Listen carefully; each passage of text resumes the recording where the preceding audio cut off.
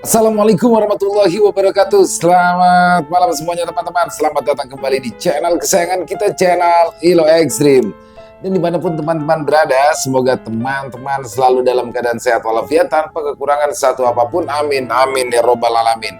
Pada kesempatan yang baik ini, kami akan membawakan satu kisah dari Sanum Nareswari. Wah, kisahnya keren banget teman-teman. Tapi sebelum kita masuk ke dalam kisahnya, buat teman-teman mungkin yang baru bergabung atau yang sudah lama bergabung tapi belum klik tombol merah subscribe-nya, yuk diklik dulu dong tombol merah subscribe-nya. Jangan lupa lonceng notifikasinya teman-teman juga dinyalakan agar teman-teman selalu mendapatkan notifikasi dari konten-konten yang akan kami upload selanjutnya. Dan untuk channel Ilo Ekstrim ini kami upload setiap malam teman-teman ya, setiap jam 7 malam waktu Indonesia bagian Barat. Ingat teman-teman, lonceng notifikasinya dinyalakan. Dan nggak pakai berlama-lama lagi ya, nggak pakai berbasa-basi lagi, langsung aja kita masuk ke dalam kisahnya. Mode horor. Kiriman santet bola api untuk si penjual kue.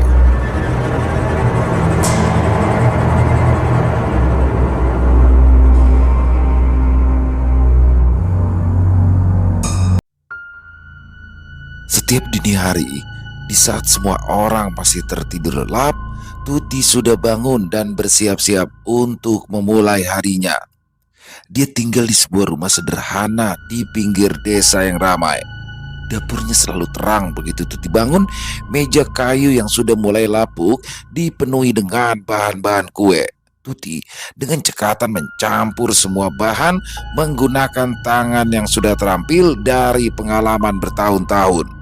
Wangi adonan tercium harum dari dapur Tuti. Anaknya bangun satu persatu saat subuh lalu mengerjakan apa saja yang bisa dibantu. Mereka tahu betapa kerasnya ibu mereka bekerja demi bisa menyekolahkan mereka. Tepat pukul 6 pagi, setelah semua kue siap, Tuti mulai menata kue-kue tersebut dengan rapi di dalam keranjang plastik. Ia lalu berjalan kaki. Saat menjajakan kue, suaranya nyaring terdengar sehingga para pelanggannya segera tahu jika Tuti tengah mulai berkeliling. Dalam waktu singkat, kue dagangan Tuti sudah terjual setengah. Ia pun menuju sebuah rumah besar dengan halaman yang luas. Ini adalah salah satu pelanggan yang setia, Bu Ella. Setiap paginya, Bu Ella memang selalu memesan beberapa jenis kue untuk keluarga dan juga tamunya. "Kue Bu," ujar Tuti pada Bu Ella yang memang sudah menunggu di depan rumah. Mbak, minggu depan itu akan ada acara arisan di rumah. Pesan 10 loyang bolu ya," kata Bu Ella. Tuti mengangguk gembira. Pesanan seperti ini sangat berarti baginya demi menambah biaya sekolah anak-anaknya. Setelah selesai di rumah Bu Ella, Tuti melanjutkan perjalanan. Desa ini tidak terlalu besar, tapi cukup untuk membuatnya lelah setiap hari. Dia berjalan dari satu rumah ke rumah lainnya, menjajakan semua kue sampai terjual habis. Walau matahari mulai meninggi dan suhu semakin panas, Tuti masih bersemangat. Ia terus berjalan dengan keringat yang mulai membasahi kerudung dan bajunya. Semua ini ia lakukan demi anak-anaknya. Dalam hatinya, Tuti selalu berdoa agar usahanya ini bisa memberikan masa depan yang lebih baik bagi mereka. Sekitar pukul 10 pagi, kue-kue di keranjangnya mulai habis. Tuti pun akhirnya lega. Dia kembali ke rumah dengan langkah lebih ringan. Anaknya yang paling kecil menyambut dengan gembira, membantu membawakan keranjang lalu meletakkannya di atas meja dapur. "Kakakmu sudah berangkat sekolah?" tanya Tuti seraya mengelus rambut Sari, anak bungsunya yang baru berumur 4 tahun. Sari mengangguk. Ia lalu mengambil sisa kue dan memakannya dengan lahap. Tuti menatap Sari dengan iba. Sebenarnya dia tidak tega meninggalkan Sari seorang diri di rumah setiap pagi, tetapi itu semua terpaksa dilakukannya karena ia yang harus mencari nafkah. Meskipun begitu, ia bersyukur karena semua anaknya mengerti apa yang harus mereka lakukan tanpa banyak mengeluh. Abi, anak tertua Tuti, adalah seorang remaja yang tanggung jawabnya melebihi usianya. Setiap pagi, Abi bangun lebih awal daripada adik-adiknya di saat langit masih gelap dan embun masih menyelimuti dedaunan. Ia sudah terjaga. Dengan perlahan, dia bangun dari kasur tipisnya, berusaha tidak membangunkan yang lain. Abi berjalan ke dapur dengan hati-hati, menyulut kompor minyak tanah untuk memanaskan air. Tuti yang sedang mengadon kue biasanya tersenyum melihat Abi sudah bangun begitu pagi. Setelah memastikan air panas untuk teh ibunya sudah siap, Abi lalu menuju kamar adik-adiknya yang membangunkan mereka satu persatu dengan lembut. "Ayo bangun, sudah pagi. Waktunya siap-siap sekolah," katanya. Adik-adiknya mengucek mata, berusaha melawan kantuk saat bangun dari tidur. Abi pun juga membantu mereka mengenakan seragam sekolah, menyisir rambut mereka, dan memastikan semua siap sebelum mereka keluar rumah. Sementara adik-adiknya bersiap, Abi bergegas menuju ke halaman belakang rumah. Di sana sudah ada kandang ayam dan kambing yang menantinya. Kandang tersebut sederhana, terbuat dari bambu dan juga papan kayu yang sudah mulai lapuk. Pintu kandang ayam segera dibuka, lalu Abi menaburkan sisa makanan semalam untuk para ayam. Setelah unggas itu sibuk makan, Abi beranjak ke kandang kambing. Hanya ada 4 ekor kambing di sana. Tapi itu sudah sangat berharga bagi Abi yang mengumpulkannya dengan susah payah dari tabungan yang ia milikinya dulu sebelum sang ayah meninggal dunia. Setelah memastikan semua hewan peliharanya mendapat makan, Abi pun kembali ke rumah untuk sarapan bersama keluarga. Mereka duduk melingkar di lantai, menikmati kue yang sudah disiapkan Tuti sebagai sarapan pagi. Sambil makan, Tuti mengingatkan anak-anaknya untuk belajar dengan giat di sekolah. "Kalian itu harus rajin belajar supaya nanti bisa hidup lebih baik," katanya penuh harap. Setelah sarapan, Abi mengantar adik-adiknya ke sekolah sebelum ia sendiri berangkat. Dia selalu memastikan mereka semua aman sampai sekolah. Barulah kemudian dia berangkat ke sekolah menengah pertama yang jaraknya sedikit lebih jauh. Di sisi lain, Kiki, anak kedua Tuti, memiliki tanggung jawab yang berbeda. Dia tahu bahwa ibunya dan Abi sudah lelah bekerja sepanjang pagi. Kiki yang baru berusia 10 tahun sudah pandai memasak. Setelah pulang sekolah, dia akan sibuk di dapur untuk menyiapkan makan siang bagi mereka sekeluarga.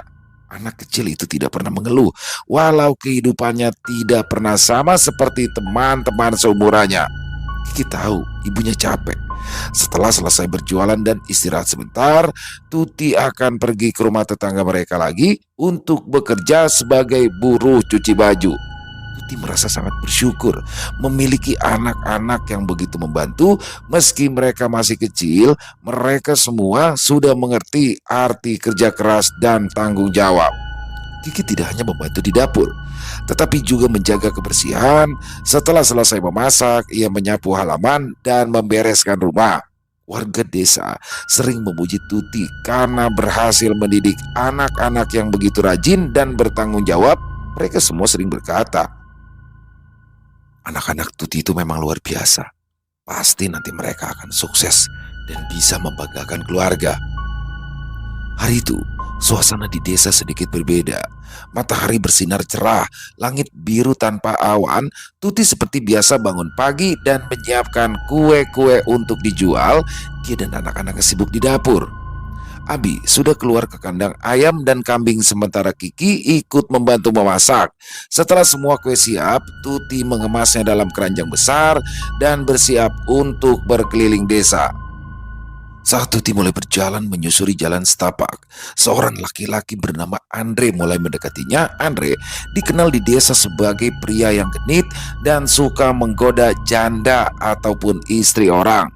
Meskipun dia sendiri sudah beristri, kebiasaan yang suka merayu wanita lain sudah bukan rahasia lagi.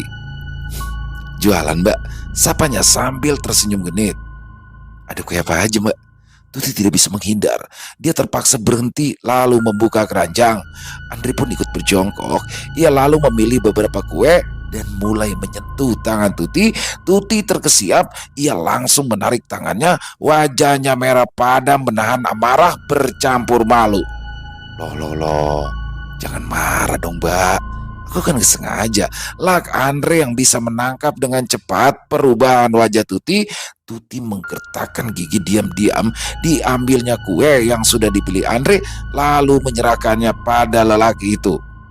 Semuanya 10.000, Pak. Kok manggilnya Pak sih? Gak enak dong didengar. Panggil Mas aja. Andre mengulurkan uang 10.000-an ke tangan Tuti. Terima kasih, Pak. Tuti bergegas mengambil uang itu dan segera pergi meninggalkan Andre. Wajahnya terasa panas karena marah. Ia sudah tahu Andre sering menggoda perempuan kesepian, tetapi ia tak pernah duga jika Andre akan mengincarnya juga. Kalau saja bapaknya anak-anak masih ada, gumam Tuti pelan. Namun ia segera mengusir pikiran tersebut. Sudah takdirnya menjadi janda, tidak ada gunanya menyesali apa yang sudah terjadi. Saat ini yang bisa ia lakukan hanyalah mendoakan semoga almarhum suaminya tenang di alam sana.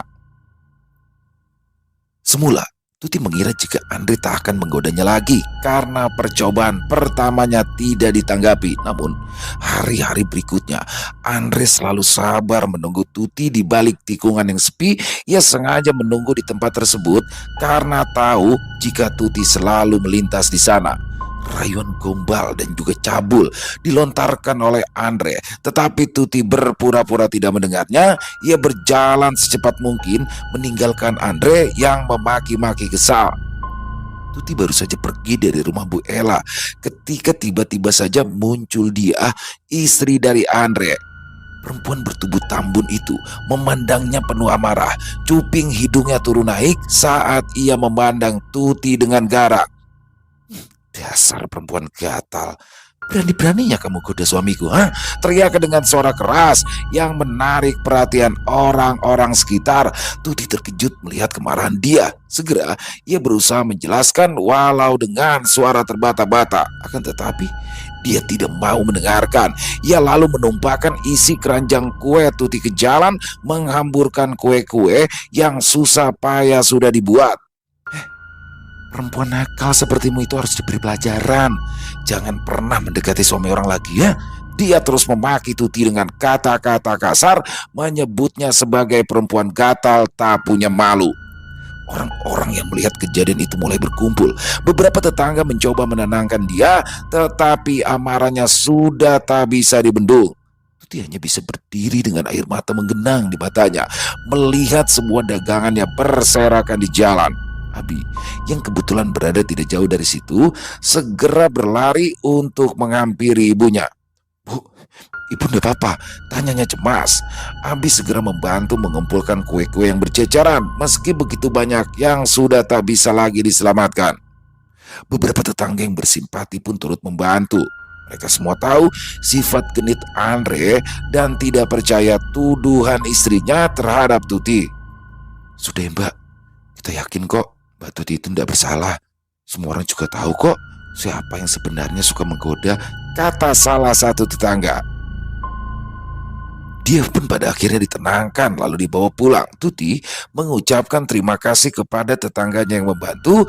Dengan bantuan Abi dan beberapa tetangga, Tuti akhirnya berhasil membersihkan kekacauan itu. Meski hatinya sakit karena difitnah, dia berusaha tetap kuat. Bahkan keesokan harinya, Tuti kembali berjualan seperti biasa. Kali ini ada sedikit perbedaan. Andre tak lagi menunggunya di tikungan jalan. Sepertinya lelaki itu juga kena amuk oleh istrinya. Hanya saja bukan berarti semua sudah selesai. Sekarang giliran dia beserta teman-temannya yang selalu mengejek Tuti tiap kali bertemu. Ibu-ibu, ayo cepat bawa suami kalian masuk. Ada si janda gatel, teriak dia sambil tertawa sinis. Begitu ia melihat Tuti, teman-temannya ikut tertawa kala mendengar ejekan dia. Tuti menundukkan kepala, berusaha mengabaikan ejekan tersebut. Dia hanya mendekati beberapa pelanggan setianya yang sudah menunggu. Bu Ella tahu betul betapa kerasnya Tuti bekerja dan betapa tidak adilnya tuduhan dari dia. Perempuan itu pun selalu menguatkan Tuti. Bahkan dia membeli lebih banyak kue lagi agar Tuti lebih bersemangat. Sudah, jangan pedulikan mereka. Kami tahu kok kalau kamu itu tidak seperti itu, kata Bu Ella sambil memberikan uang untuk kue yang dibelinya. Suami Bu Ella sendiri adalah kepala desa di sana. Dia yang kebetulan mendengar kabar tersebut pun langsung menemui dia yang berkumpul di teras rumah temannya. Ayo Ti, biar saya yang menegur mereka. Kamu jangan takut lagi. Wajah dia dan teman-temannya pun langsung pucat saat kepala desa mereka datang bersama Tuti. Pak Rido menatap mereka satu persatu sebelum berbicara. Mbak Tuti ini sudah bekerja keras seorang diri demi bisa menghidupi 3 orang anaknya. Kenapa kalian selalu mengganggu? Tegur Pak Rido. Dia berusaha membela diri, tetapi Pak Rido memotong. Sudah. Kita semua sudah tahu siapa yang sering berbuat onar di desa ini. Saya tidak ingin mendengar lagi ada yang mengganggu Tuti. Apa kalian semua mengerti? Mereka semua terpaksa mengangguk. Tidak ada yang berani menolak perintah dari sang kepala desa. Semua warga desa sungkan terhadap Parido yang telah 2 kali menjabat kepala desa, dan selama itu dia selalu bersikap adil pada warganya tanpa pilih kasih. Tuti pun mengucapkan terima kasih berulang kali kepada Parido yang merasa terbantu karena kini bisa berjualan dengan tenang tanpa gangguan Andre ataupun dia lagi. Suatu sore, Tuti dan anak-anak sedang duduk di ruang tamu ketika terdengar ketukan di pintu. Tuti berdiri lalu membukanya. Dia menemukan Parido berdiri di sana dengan senyum yang ramah. Lelaki yang sebagian rambutnya sudah memutih itu meminta izin untuk masuk, yang tentu saja dipersilakan Tuti dengan senang hati. Ia merasa berutang budi pada Parido, tetapi perasaan itu langsung buyar saat mendengar tujuan Parido datang. Bapak ingin melamar saya? Tanya Tuti tidak percaya. Bapak kasihan melihat kamu, Ti. Harus bekerja keras tiap hari untuk membiayai ketiga anakmu. Kalau kamu menikah dengan Bapak, ya kamu tidak perlu lagi bangun tengah malam lalu paginya berjualan setiap hari.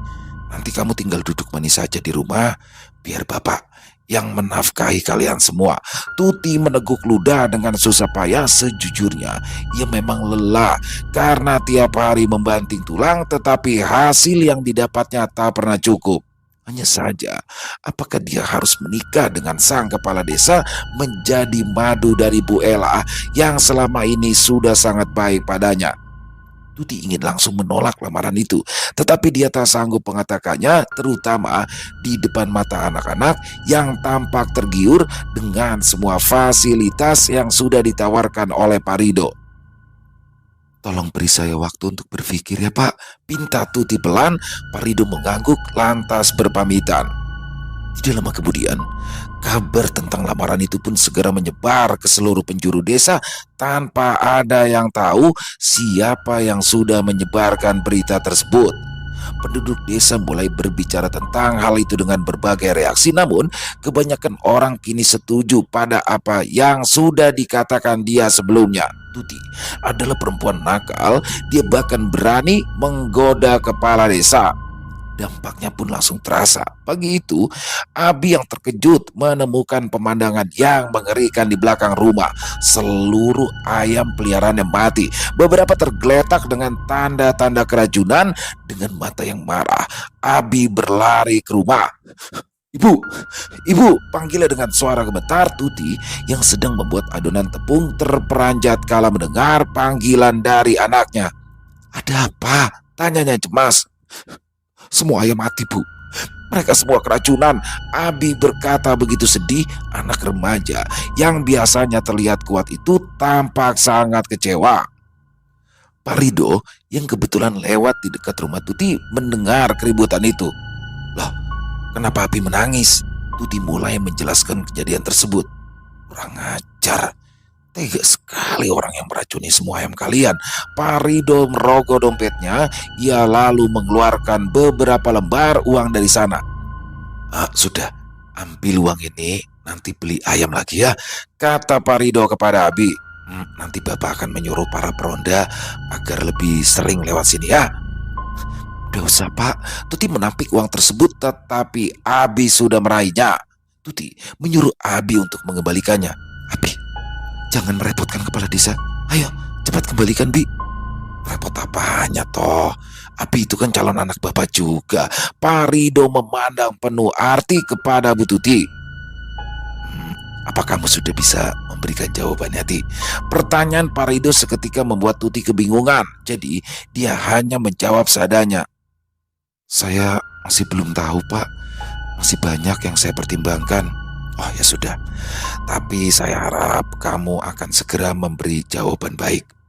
Bapak sudah membeli rumah di tengah desa. Jadi kalian nantinya bisa tinggal di rumah yang lebih baik setelah kita menikah nantinya.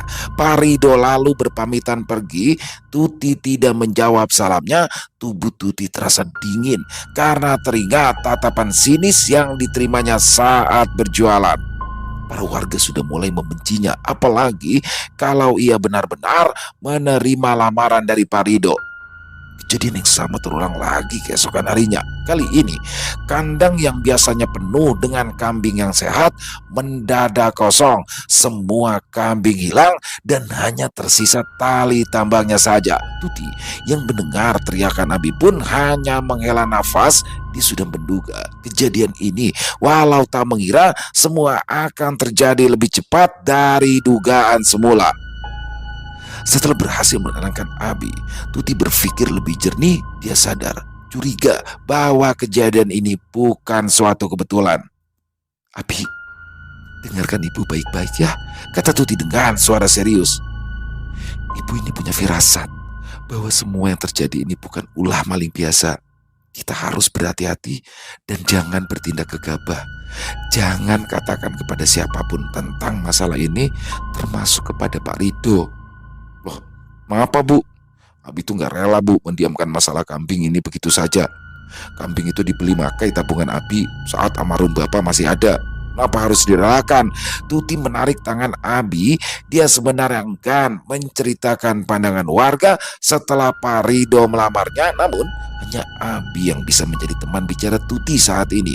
Sebagai anak sulung, Abi diharapkan dapat memberi pengertian kepada adik-adiknya. Ibu akan menolak lamaran Parido. Setelah itu kita pindah dari sini. Tuti mengeluarkan kalung dan cincin emas pemberian almarhum suaminya yang selama ini ia simpan baik-baik. Dia berencana akan menjual dua benda berharga itu untuk modal hidup di tempat yang baru.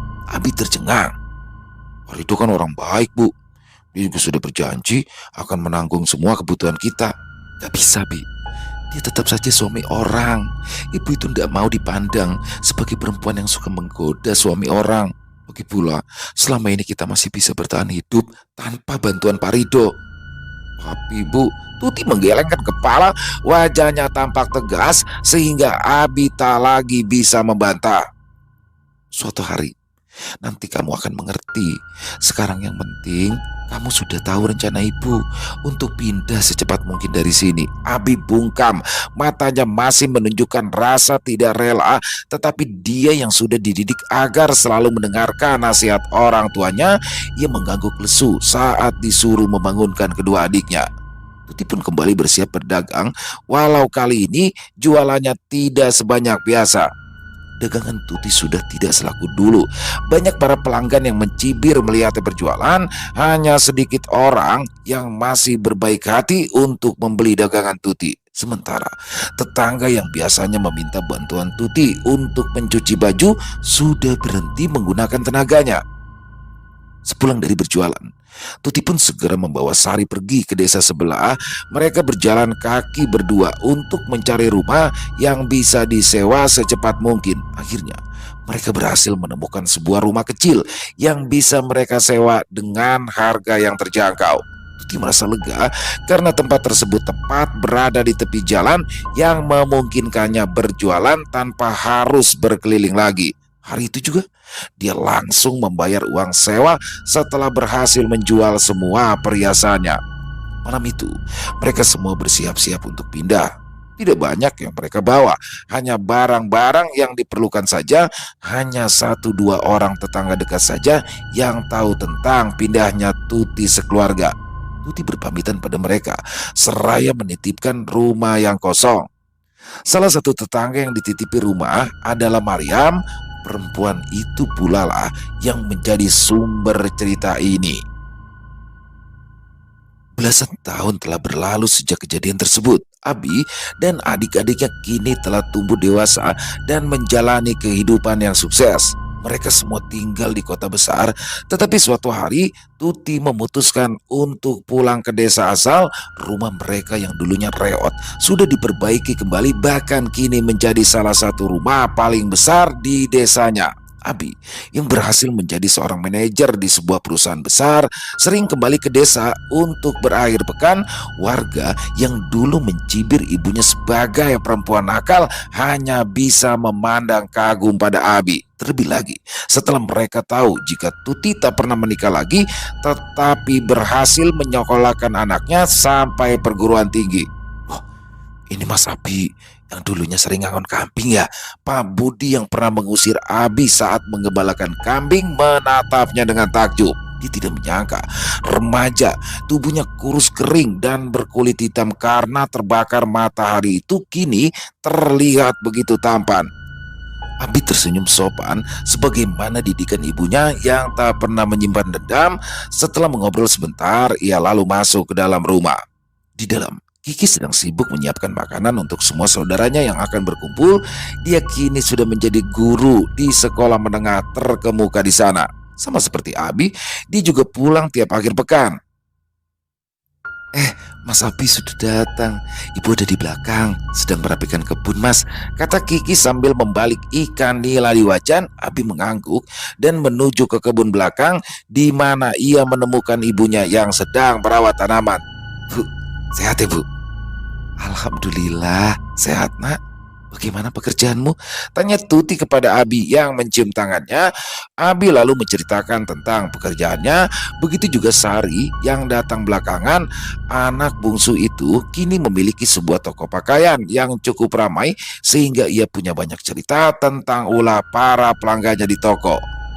Meski kehidupan mereka kini jauh lebih baik, Abi dan juga adik-adiknya tetap rendah hati dan tidak pernah membicarakan keburukan orang lain.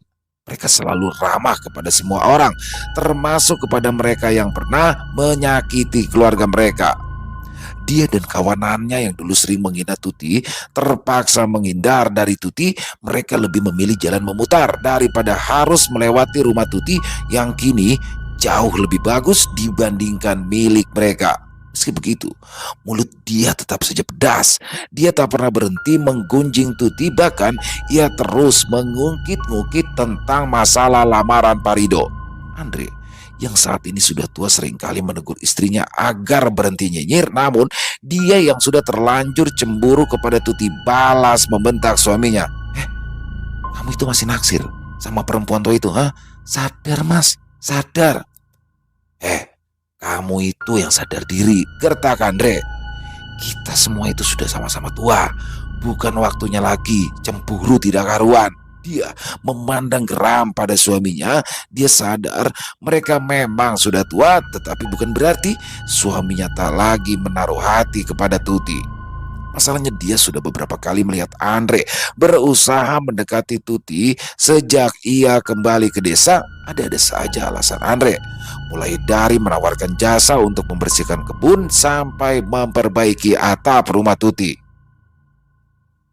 Alah, selama ini Tuti memang selalu menolak tawaran Andre.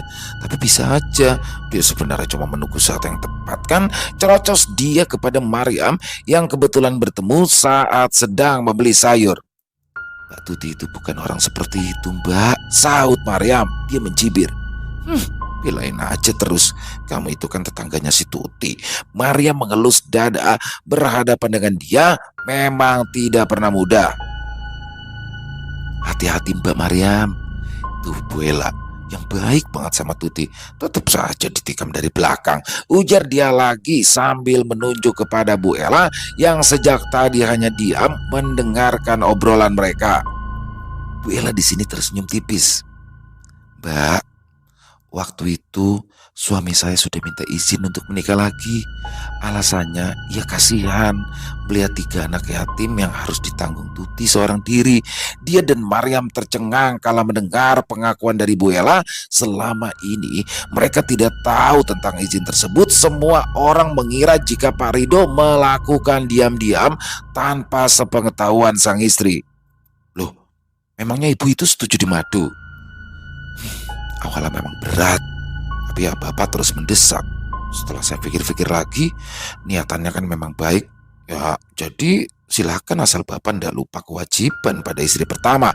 Bu Ella mengambil seikat kangkung dan beberapa bungkus tempe sambil berbicara. Tapi kan ternyata Tuti yang menolak. Dia malah pindah diam-diam tanpa memberi jawaban pada bapak.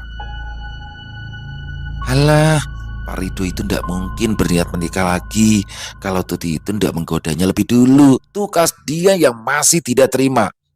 Perempuan nakal seperti dia sebaiknya cepat mati supaya ndak ganggu suami orang lain lagi. Bu Ella meringis kala mendengar ucapan dia.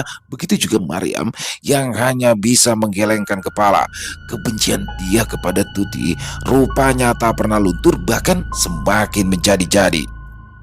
Suatu malam, dia dan suaminya duduk santai di teras rumah setelah seharian bekerja mengurus ladang. Mereka merencanakan meminta bantuan para tetangga untuk memanen kacang tanah yang sudah saatnya dicabut. Loh, Pak, apa itu, Pak? Mariam melihat bola api yang melayang-layang di udara. Suami Mariam memandang ke arah yang ditunjuk oleh istrinya. Bola api itu terlihat mengitari atap rumah Tuti dengan cepat, memancarkan cahaya terang yang membuat malam menjadi seperti siang. Loh, lihat itu, ada bola api di atas, seru salah satu tetangga yang rupanya juga sedang berada di luar rumah. Semua mata tertuju pada bola api yang kini bergerak lebih cepat mengelilingi atap rumah Tuti seolah sedang mencari sesuatu. Percikan bara mulai jatuh dari langit menyerupai bunga api. Tuti yang sedang berada di dalam rumah bersama anak-anaknya juga mendengar suara aneh di atas atap. Apa itu, Bu? Tanya Kiki dengan suara gemetar. Ia segera berlari ke arah jendela lantas terkesiap kala melihat bola api mengitari rumah mereka. Udah tahu, Ki. Sudah, semuanya tetap di dalam rumah. Jangan ada yang keluar, jawab Tuti dengan tegas. Tiba-tiba saja bola api itu berhenti bergerak, lalu meledak dengan suara menggelegar. Ledakannya begitu keras sehingga banyak para tetangga terbangun dari tidur mereka. Mereka pun segera berlarian ke rumah Tuti. Apa yang terjadi? Apa yang terjadi? Ada kebakaran di mana? Tanya Pak Budi dengan suara panik. Dia melihat sekeliling, memastikan tidak ada api yang membakar rumah Tuti. Penghuni rumah lain juga berkumpul di halaman Tuti. Semua saling bertanya tentang kejadian aneh tersebut. Tuti keluar dari rumah. Wajahnya juga sama terguncangan dengan para tetangga yang saat itu berkerumun. Mariam lalu menerak lengan Tuti, memeriksanya dari atas ke bawah dengan seksama. Mbak Tuti nggak kenapa-napa. Kaki Tuti sebenarnya gemetar karena mendengar suara letusan keras, tetapi selain itu memang tidak ada hal lain yang terjadi. Cuma kaget saja.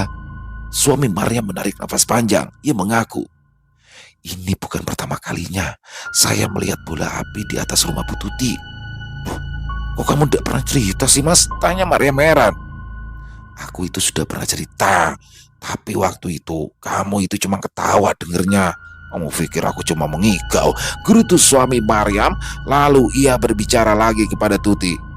Tapi baru kali ini saya melihat sampai meledak seperti itu loh, Bu. Tuti terduduk lemas. Sebagai warga desa, ia sudah sering mendengar tentang kiriman santet berupa bola api. Tangan Tuti meraba kakinya yang seringkali terasa kebas. Sebulan ini dia sering terjatuh karena kakinya mendadak mati rasa.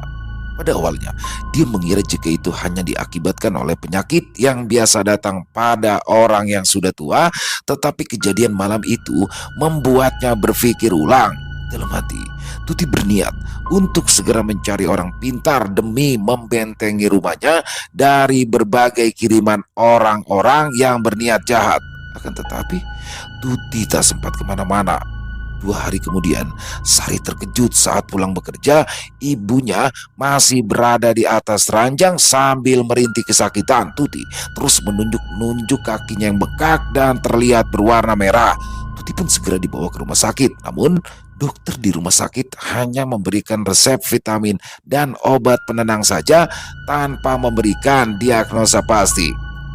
Begitu dibawa pulang dari rumah sakit, beberapa saat kemudian Tuti meninggal dunia. Dia menghembuskan nafas terakhir dengan tenang. Wajahnya terlihat percaya dengan keringat di dahi. Maryam yang memang sudah curiga dengan penyakit Tuti itu segera memaksa Abi untuk berbicara empat mata dengannya. "Ibumu itu kena sihir, Bi." Abi tidak langsung percaya. Baginya sihir, santet, ataupun guna-guna hanyalah mitos saja.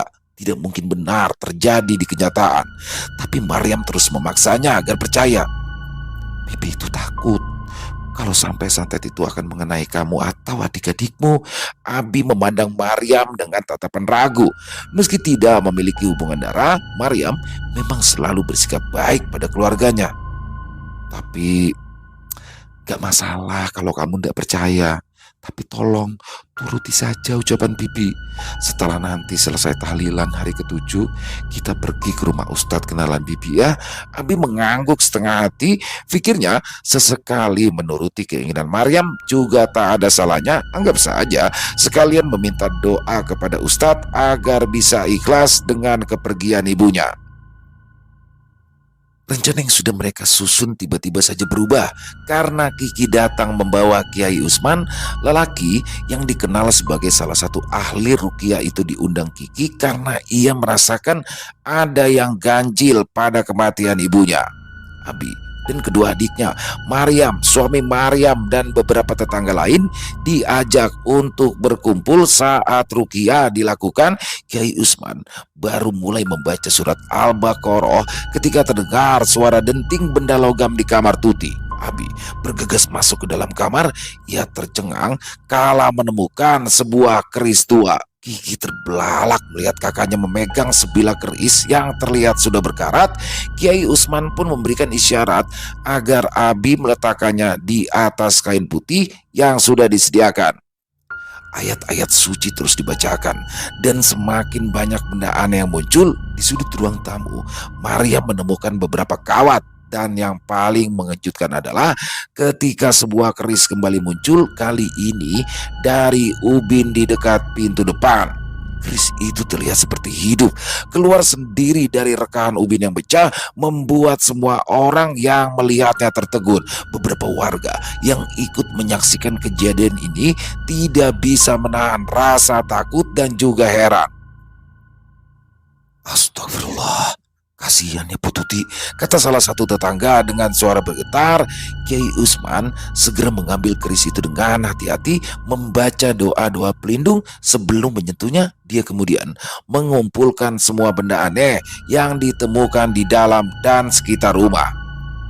Setelah semua benda dikumpulkan, Pak Ustadz membacakan doa-doa khusus untuk memusnahkan energi negatif yang mungkin masih melekat pada benda-benda tersebut. Warga yang menyaksikan proses ruqyah itu merasa lega. Kiai Usman kemudian membawa benda-benda tersebut keluar dari rumah, berjanji untuk memusnahkannya dengan cara yang sesuai syariat Islam. Alhamdulillah, atas izin Allah, rumah ini telah dibersihkan dari pengaruh sihir, kata Kiai Usman mencoba menenangkan Abi dan adik-adiknya. Mereka semua berterima kasih kepada Kiai Usman atas bantuannya, walau sebenarnya hati mereka sakit saat tahu jika sang ibu meninggal karena kiriman orang. Setelah kejadian itu, rumah Tuti terasa lebih damai. Anak-anaknya berusaha untuk melanjutkan hidup mereka. Rumah Tuti kosong di hari kerja, tetapi saat akhir pekan ketiga anaknya kembali berkumpul. Maryam yang sudah dianggap sebagai keluarga tak pernah ketinggalan. Hari itu Abi pun bercerita kepada Maryam dan adik-adiknya bahwa ia berencana untuk melamar kekasihnya. Kabar tersebut tentu saja disebut baik oleh Kiki dan Sari. Maryam terharu karena teringat Tuti yang belum sempat melihat anaknya menikah. Dia tengah menyusut air mata saat terdengar orang mengucapkan salam. "Abi, ada tamu," ucap Maryam. "Ayo buka pintunya." Abi pun segera berdiri untuk membukakan pintu. Loh, Bu Ella. Bu Ella berdiri dengan tubuh kurus kering, kulitnya terlihat melepuh, membuatnya tampak sangat menyedihkan. "Bu Ella sakit?" tanya Abi dengan kebingungan, menatapnya dengan mata penuh penyesalan. Tangannya gemetar saat memegang daun pintu. Di belakangnya ada Pak Rido yang sejak tadi hanya menunduk. "Abi, "Boleh ibu masuk?" Pintanya dengan suara serak. Abi mengangguk. Ia segera menyisi agar Bu Ella bisa masuk dengan mudah ke dalam rumahnya. Anak-anak Tuti terkejut. Kalau melihat Bu Ella dalam kondisi seperti itu, mereka saling berpandangan, bertanya-tanya apa yang sebenarnya terjadi. Hanya Mariam saja yang segera mengatasi situasi. Ia bergegas membantu Bu Ella duduk di kursi terdekat. "Saya datang untuk meminta maaf," katanya dengan suara yang hampir tak terdengar. Saya yang mengirimkan santet kepada ibu kalian." Kata-kata itu terdengar seperti sambaran petir. Semua orang yang berada di sana membeku karena terkejut. Selama ini mereka mengenal jika Bu Ella sebagai orang yang baik hati. Dulu perempuan itu selalu menjadi orang yang pertama menolong mereka saat mengalami kesulitan. "Kenapa, Bu? Kenapa?" tanya Kiki. Akhirnya matanya mulai berkaca-kaca. "Ibu kami selalu memuji Bu Ella sebagai orang yang baik hati." Bu Ella menunduk, air matanya mulai menetes. "Saya cemburu. Suami saya terus menyebut-nyebut nama ibu kalian. Bahkan dia pernah melamarnya. Tapi itu kan masa lalu, Bu," tukas Kiki. "Almarhumah ibu saya juga pernah menolak lamaran Pak Rido. Bahkan kami harus pergi dari desa ini karena almarhumah gak tega menyakiti hati Bu Ella. Lalu kenapa? Kenapa kalian harus kembali lagi?" tanya Bu Ella sendu. "Seharusnya kalian jual saja rumah ini. Pergi selama-lamanya, jangan pernah kembali lagi." "Karena almarhumah ibu berpikir kalau kalian semua sudah tua. Sudah belasan tahun sejak kami pergi. Seharusnya tidak ada lagi dendam masa lalu," Abi yang menjawab. "Almarhumah ibu selalu merindukan makam bapak. Beliau itu berharap bisa ziarah kapan saja ke makam bapak. Sama sekali tidak ada pikiran untuk merebut suami ibu." Air mata Bu Ella terus mengalir, jatuh ke pipinya yang cekung. "Saya juga sudah menerima balasannya." Abi yang biasanya tegar merasa dadanya sesak kala mendengar pengakuan dari Bu Ella. "Kalau Bu Ella tidak sakit, tentunya ibu tidak akan pernah berpikir untuk datang ke sini." Bu Ella terbatuk-batuk hebat. Setelah batuknya mereda, ia kembali berkata, "Saya tidak meminta kalian untuk memberi maaf. Saya hanya ingin mengakui kesalahan dan meminta maaf." Kiki menarik nafas dengan berat. Wajah Sari di sampingnya juga terlihat masam. Sementara Abi tak mau berbicara lagi. Mereka tidak seperti ibu mereka yang dengan hati selalu memaafkan semua orang yang telah menyakiti hatinya. Mereka bertiga hanya manusia biasa yang sulit untuk menerima kenyataan pahit. Kesalahan yang dilakukan oleh Bu Ella sulit untuk dimaafkan oleh Abi, Kiki, dan Sari. Terlebih lagi, ibu mereka sempat sangat menderita sebelum akhirnya meninggal. Bu Ella dan Pak Rido sekali lagi meminta maaf, lalu berpamitan pergi. Tidak ada yang menyahut, sehingga pasangan suami istri itu pergi tanpa diantar siapapun. Bu Mariam juga ikut terdiam. Dia mengerti betapa sakit hatinya ketika anak dari Bu Tuti. "Kita jual saja rumah ini," usul Sari tiba-tiba. "Aku tidak mau lagi tinggal di sini. Aku tidak mau lagi bertemu dengan perempuan jahat itu." Kedua kakaknya pun setuju dengan usul Sari. Mereka sepakat untuk segera menjual rumah tersebut karena tak ingin tinggal satu desa dengan Bu Ella. Namun, keesokan harinya mereka dikejutkan dengan kabar tentang kematian Bu Ella. Perempuan tua itu meninggal gandir di dalam kamarnya. Selesai. Wow, luar biasa kisah dari Sanung Nareswari dan keren banget kisahnya. Di sini plot twist ya. Saya pikir tuh Budia yang menghidupkan santet itu, tapi ternyata yang dimana Budia kan udah kesel banget tuh suaminya si Andre yang ganjen. Sebenarnya Andrenya sih yang ngeselin ya, tapi saya pikir Budia karena udah terlalu benci sama Bu Tuti karena suaminya terus terngiang-ngiang Bu Tuti, tapi ternyata nggak nyangka banget Bu Ella, istri dari Pak Kades lah yang pada awalnya baik, dan bahkan setelah Bu Tuti kembali setelah sukses ya di situ Bu Ella kayak mendukung tuh, dan masih dia menjelaskan bahwasanya dulu itu suaminya memang sudah meminta izin kepada dia dan dia pun sudah memberikan izin. Jadi memang itulah di mulut dia bisa berucap lain, tapi di hati siapa yang tahu, apalagi hati wanita, merasa akan dimadu, terus nggak jadi, terus kenapa sih Bu Tuti harus balik lagi? Ternyata itulah pemikiran dia, kenapa Bu Tuti harus balik lagi? Jadi bikin Pak Kades kan terngiang-ngiang lagi ya. Dan disinilah akhirnya Bu Ella nekat mengirimkan santet bola api. Kalau menurut saya ini Banaspati ya. Banaspati itu salah satu termasuk santet tingkat tinggi yang mana korbannya tuh jarang selamat tuh. Apalagi ketika santet Banaspati itu berbentuk bola api tuh udah sampai datang dan pecah di rumah itu ya udah selesai itu. Dan itu yang seperti dialami oleh Bu Tuti, yang mana Bu Ella pun sudah menerima karmanya. Ya keren banget kisahnya untuk Sanum Nareswari. Terima kasih atas kisah luar biasanya. Saya benar-benar gak nyangka di situ. Dan semoga saja kisah barusan bisa menghibur teman-teman semua pecinta penikmat horor misteri ya. Lebih khusus lagi kepada para subscriber dari channel Ilo Extreme. Silakan buat yang punya komentar lain, yang punya pendapat lain bisa dituliskan di dalam kolom komentar, ataupun hanya sekedar saling menyapa, silakan. Insya Allah kami akan membalasnya satu persatu. Buat teman-teman yang suka dengan video barusan bisa diklik tombol like-nya ya, tombol jempolnya. Dan kami juga ingin mengucapkan terima kasih kepada seluruh teman-teman yang sudah selalu setia hadir, yang sudah selalu setia mendukung kami, karena kehadiran teman-teman lah kami selalu bersemangat berkarya di setiap harinya.